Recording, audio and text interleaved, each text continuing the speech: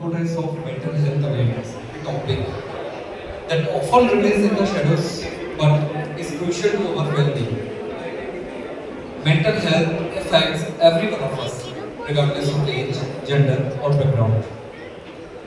Today's act we are representing is related to a boy who is suffering from mental sickness, that is schizophrenia, but we in our society are not understanding mental sickness. Schizophrenia is a disorder that affects a person's ability to think, feel, and behave clearly. It's time to pay attention towards the mental health also. Let's see how we are reacting with a person who is suffering from mental sickness and how we actually needs to do.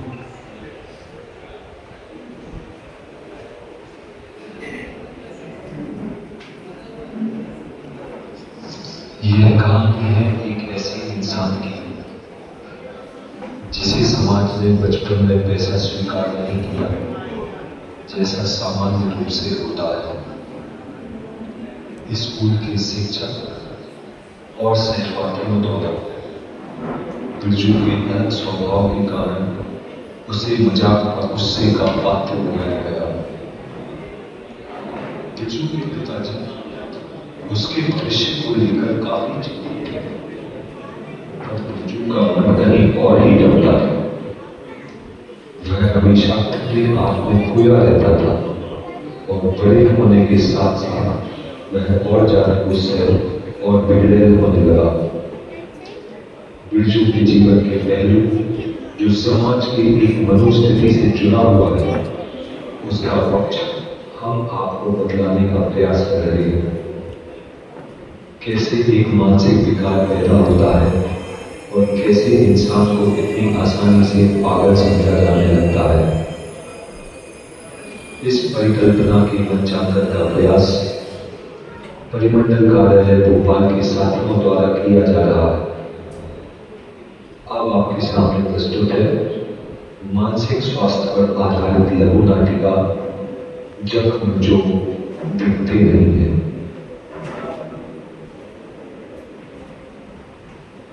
Birju, बेटा बिरजू, कहाँ चला गया नलायक?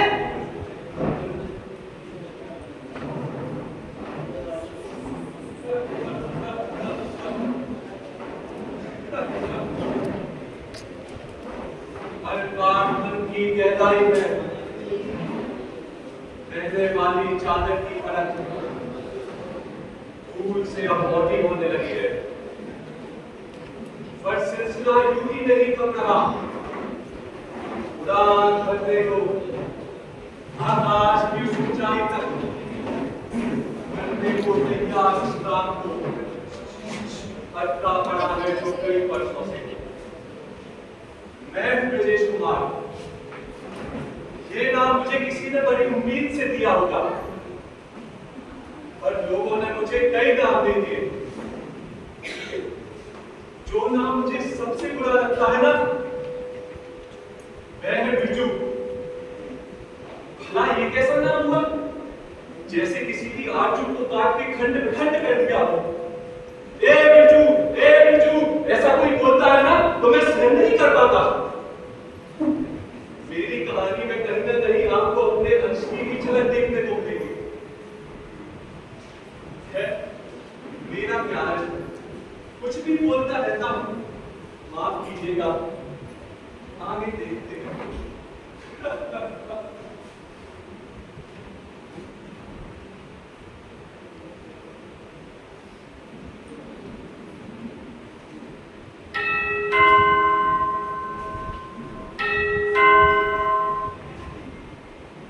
अरे आइए वकील साहब, जयराम जी, आप लोगों का ही इंतजार कर रहा था। क्या बात हो रही है? कोई गंभीर बात हो रही है? क्या बताऊं वकील साहब, आपको तो पता ही है मेरे जीवन में एक ही समस्या है, वो है बिरजू। कमला की मौत के बाद इस लड़के की व्यवहार और भी बदल गया। ना किसी की सूंघता है, अजीब अजीब सी आवाजें निकालता है, कभी कभी तो जोरों से हंसने लगता है, तो कभी हंसने लगता है। अरे शिवा भैया, बच्चे के साथ थोड़ी नरमी से पेश आओ, उसकी बात को समझने की कोशिश करो, उसके मन को टटोलो। क्या हाँ बच्चे से बात करूं ऐसे लड़के से? मुझे तो लगता है मेरे घर कोई शैतान ही पैदा हुआ है। मुझे तो लगता है आपके लड़के को किसी कुत्ते की आवाज लगी है। क्या बात कर रहे हो जयराम भैया? आज के समय में ये सब बात है। अरे वकील साहब, आपकी अदालत इन सब मामलों में नहीं चलेगी। ये हरकत तो किसी कुत्ते की जान पड़ती है। भला इस उम्र में ये लड़का ये सब हरकतें थोड़ी ना करता। दयाराम जी ठीक ही कहते हैं। किसी तांत्रिक बाबा के पास जाकर इस समस्या का समाधान करना ही उचित रहेगा। यहाँ से 4 मील दूर एक तांत्रिक बाबा है। उसके कब्जे में बड़े बड़े भूत प्रेत हैं जो उनको अपने बस में करके रखता है। एक बात तुम सोच लो भाई लोगों, मुझे लगता है अपने केस को किसी मनोचिकित्सक की जरूरत है।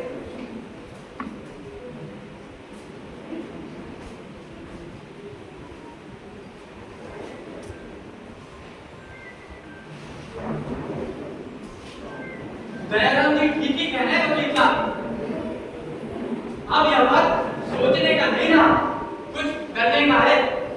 कुमार जी चलिए मेरे साथ चलिए, मैं बताता हूँ आपको क्या करना। चलिए चलिए।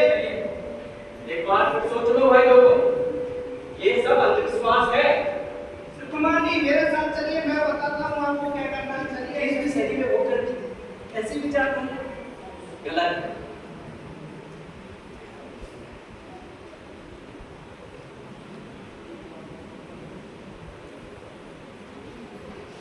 अब ये एक ऑफिस का दृश्य है।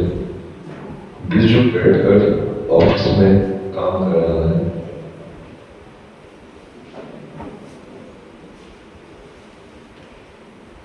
ये फोटो जैसे जैसे बन गई, बात जाके मेरे साहब से चेक करा लेता हूँ।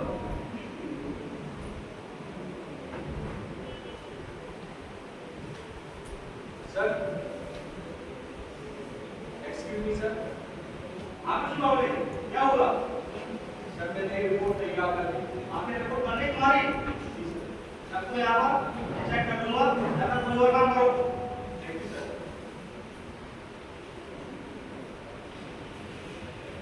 देखो तो सही क्या रिपोर्ट बनाई है नालायक ने। अरे ये क्या किया इसने? इतनी सारी गलतियां। चलो अभी बताता हूँ इस नालायक को। मुझे जी सर, बहुत शानदार रिपोर्ट बनाई है तुमने तो। अगर ऐसी रिपोर्ट बनाओगे और ऐसा परफॉर्मेंस दोगे तो कंपनी में तो बहुत आगे तक जाओगे तुम। क्या काम है इससे करना है? ऐसे काम नहीं करता है। एक तो 2 दिन का काम 15 दिन कर रहे हो, ऊपर से रिपोर्ट में इतनी सारी गलतियां। क्या बात चेक करेंगे? रिपोर्ट सबमिट करोगे। हर बार का काम है तुम्हारा ये। बहुत हो गया। तुम्हारे इस रवैये के कारण इस प्रोजेक्ट को कंपनी के हाथ से नहीं जाने दे सकता। क्या पैरत नहीं कर रहे हो तुम? बहुत हो गया। देखो यहाँ से मैं कंपनी से बाहर निकलता हूँ। नहीं बहुत हो चुका। जाओ कोई और जॉब देखो। देखो यहाँ से।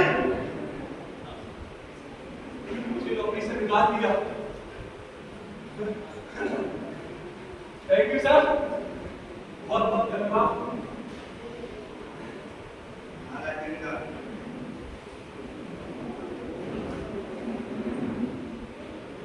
अरे सलमान जी को भी बता देता हूँ कि उसकी लड़की की करतूत क्या है।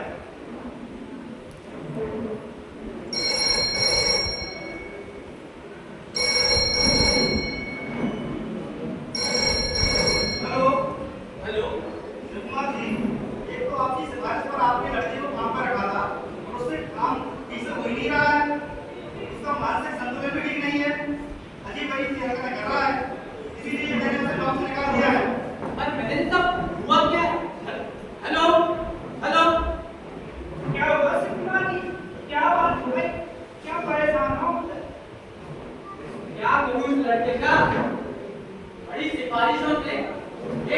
नौकरी मिली थी, वो भी हाथ से चली गई। इस लड़के से तो मैं बहुत परेशान हूँ। बिट्टू, तेरी दिक्कत क्या है?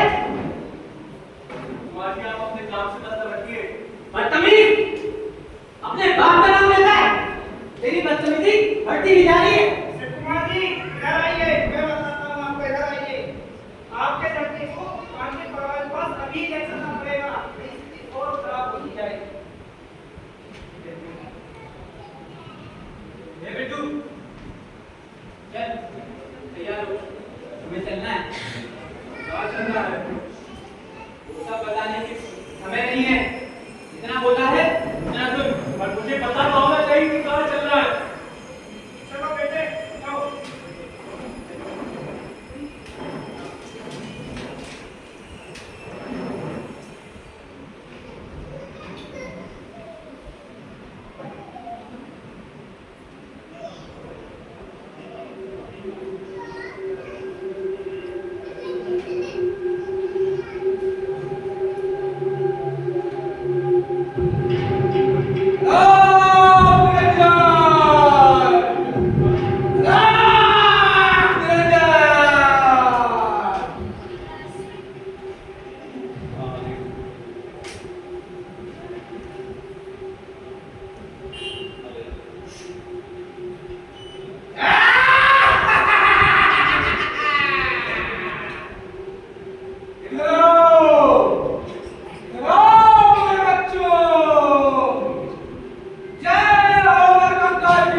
जय हो रंगनाथ बाबा की, जय हो। बाबा जी, ये मेरा नालायक बेटा बिट्टू। मुझे सब पता है, मैं सब जानता हूँ, मुझे सब साफ साफ दिख रहा है। बिट्टू, इधर आ, इधर आ मेरे बेटे।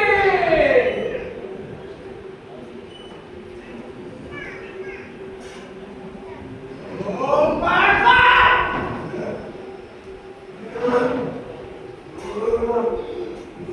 इसके अंदर एक खतरनाक जिन्न का साया है। तू कौन है? कहां से आया है?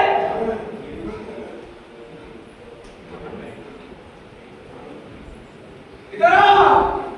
इसको यहाँ 3 हफ्तों तक छोड़ना पड़ेगा। मुझे कुछ कंकाल क्रियाएं करनी पड़ेंगी इसके अंदर के जिन्न को बाहर निकालने के लिए।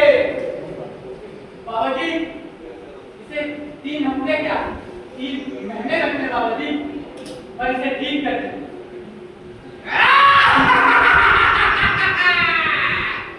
ठीक है, अब कहाँ हो रहा है यहाँ से?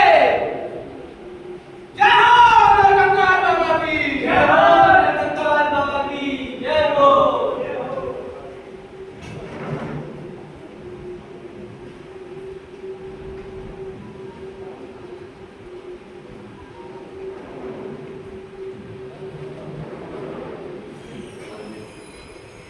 मुझे तो यहाँ 1 हफ्ता बीत चुका था। बिरजू की हालत और ज्यादा खराब हो गई थी। फिर बाबा के साथ नशे वगैरह करना शुरू कर दिया था और उसकी हरकतें दिन प्रतिदिन अजीब होती जा रही थी, पर और ज्यादा भयानक होने लगा था।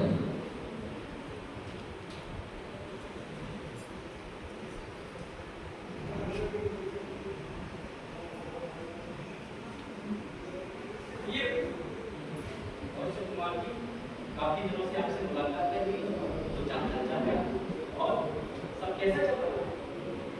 सब ठीक ही है वकील साहब। जब केस नहीं मिलता कहाँ गए? सिर्फ मैं और दयाराम जी तांत्रिक बाबा के पास ले गए। 1 हफ्ते से वो वहीं पर है, उन्हीं के आश्रम में। क्या बात कर रहे हो? मैं अपने बच्चे की जनाब की फिक्र नहीं, आखिर कैसे पिता हूँ?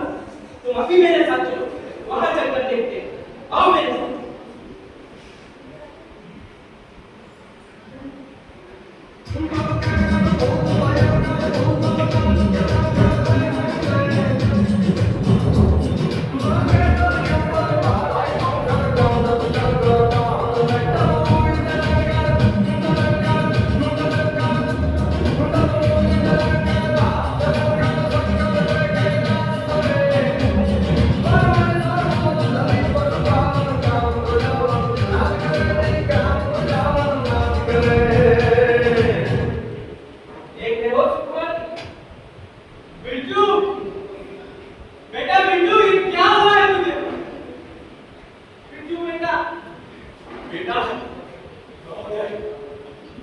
इससे जिंदगी में पूरा एक बार भी हटा। सामने आओ।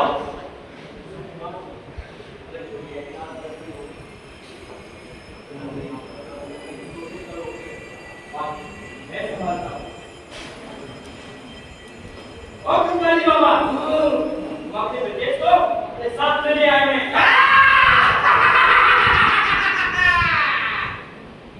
जिसे तुम छोड़कर गए थे वो कोई तुम्हारा था, परंतु अब यह है एक शमशानी बाबा। बात बंद करो। बेटा बचे, बेटा तुम इधर आओ। बेटा बचे।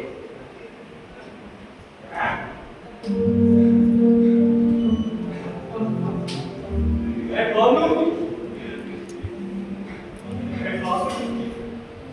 मैं कोई काल हूँ या सरदार हूँ? यहाँ विचित्र सा चलता हुआ अज्ञान हूँ। माया नगरी के सागर में मैं रात की ललकार हूँ। मैं विधवा का श्रृंगार हूँ, जिंदा अलंकार हूँ। भूत भविष्य वर्तमान हूँ, मैं ही ओंकार हूँ, मैं ही ओंकार हूँ। ये कैसी महंगी बातें कर रहा है?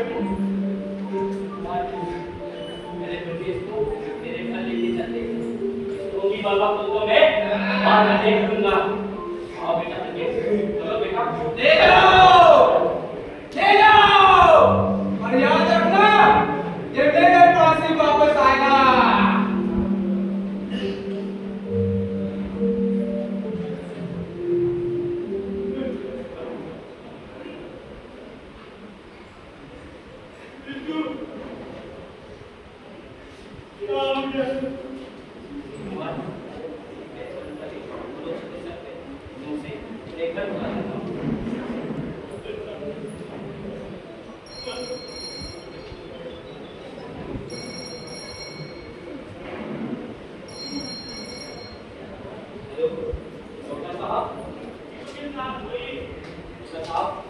आप अभी मेरे घर आ सकते हैं, एक इमरजेंसी है। डॉक्टर साहब, आप तुरंत आ जाइए, बहुत ही जरूरी है।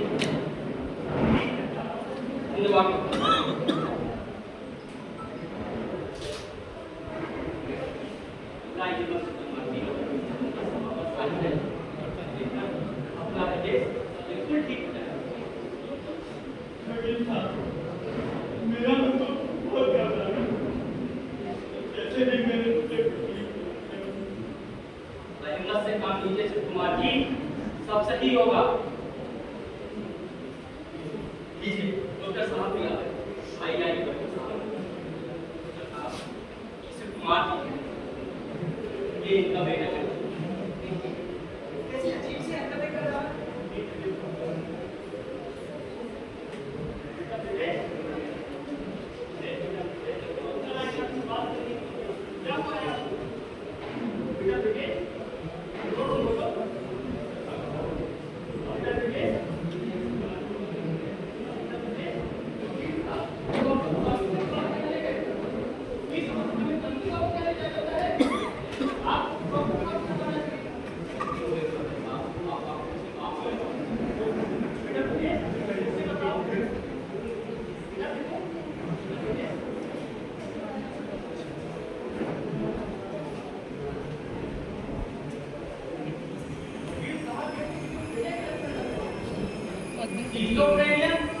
ये क्या होता है डॉक्टर साहब?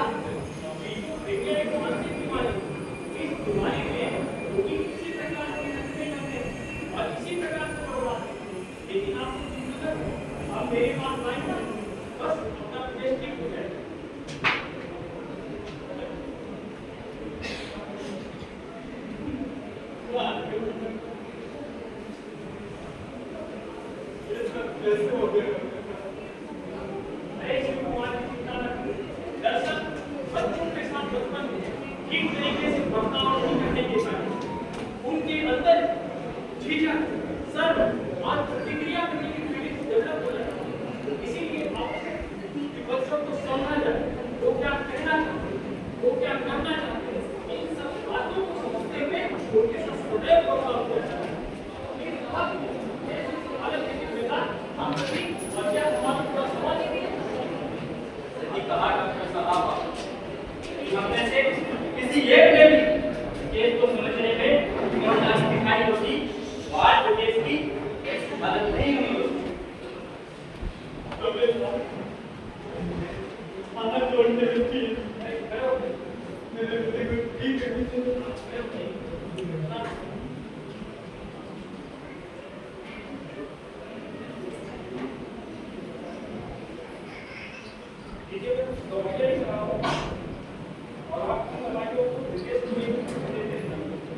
और एक बात का आपको हमेशा ध्यान रखना, इस प्रकार की स्थिति और परिस्थिति पिता को पुत्र के साथ सदैव संवेदनशील तरीके से व्यवहार करना चाहिए। आप लोग चिंता न करें, अब बेटे जल्द ही ठीक होंगे और कोई समस्या होती है तो काउंसलिंग के लिए मैं आता ही रहूंगा। ओके साहब, अब मुझे ये जाना है।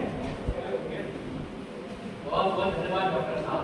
आइए मैं आपको बाहर में छोड़ देता हूं। आइए।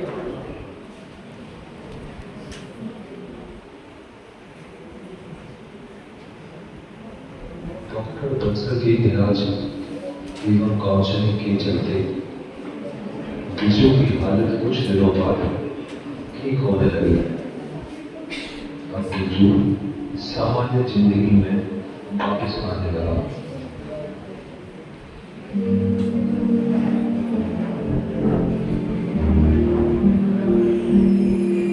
ये कहानी केवल बिरजू की है। हम अपने आसपास के सभी लोगों पर देखा करते हैं। क्या ये हमारा दायित्व नहीं कि हम ऐसे लोगों की मनोस्थिति को समझें, ये जानने का प्रयास करें कि उनके जीवन में किस प्रकार की घटनाएं हो रही है। क्या ये लोग सामान्य जीवन जी पा रहे हैं? और ये हमारी जिम्मेदारी है कि ऐसे लोगों की मनोस्थिति को समझकर उनके साथ और अधिक संवेदनशील तरीके से पेश आएं।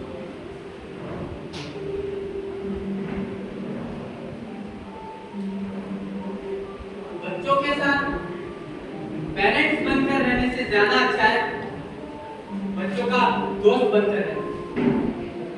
प्यार और विश्वास की ये नींव उन्हें जीवन में आगे बढ़ने का प्रयत्न करवाती है।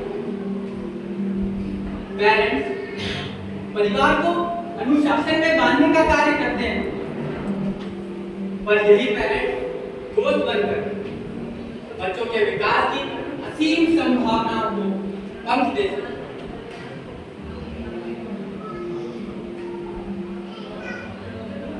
पूरे समाज को चाहिए कि किसान के मन के अंदर की बातों को टटोलकर समझकर उसके साथ अच्छा बर्ताव करें।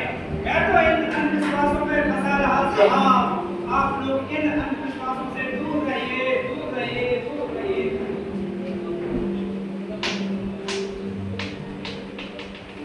ब्रिजेश की समस्या क्या करना बंद की समस्या नहीं, ब्रिजेश को एक मानसिक बीमारी इस प्रकार की स्थिति अपने घर, अपने परिवार, अपने रिलेटिव्स, अपने ऑफिस, अपने कलीग्स के साथ हम सभी को हमेशा संवेदनशील तरीके से व्यवहार करना चाहिए।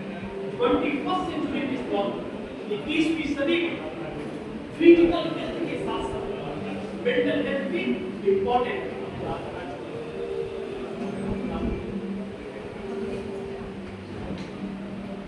मैं तो ठीक हो चुका हूँ, और आपके आसपास कई बिरजू हैं जो आपको उम्मीद की निगाहों से देख रहे हैं।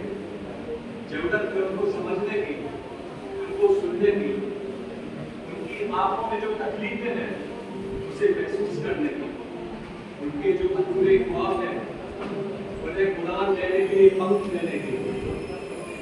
हर बिरजू के हिस्से की, हर बिरजू के हिस्से की शिकायतें आपको ठीक करनी है। आइए हम एक ऐसे समाज का निर्माण कर सके जहाँ कोई किसी को नजरअंदाज नहीं करे, जहाँ सबकी बात सुनी जा सके, जहाँ सबकी आवाज उठी जा सके और इंसान को इंसानियत की निगाहों से देखा जाए।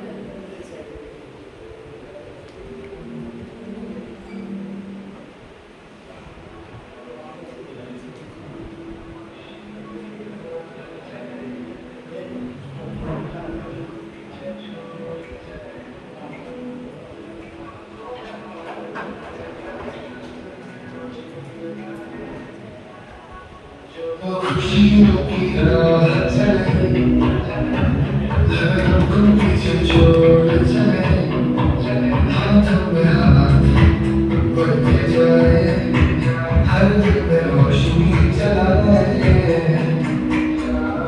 जो बीत गया वो सपना था अब जो आएगा वो अपना है आसमान से बातें कर ले हर मुश्किल से आगे बढ़ ले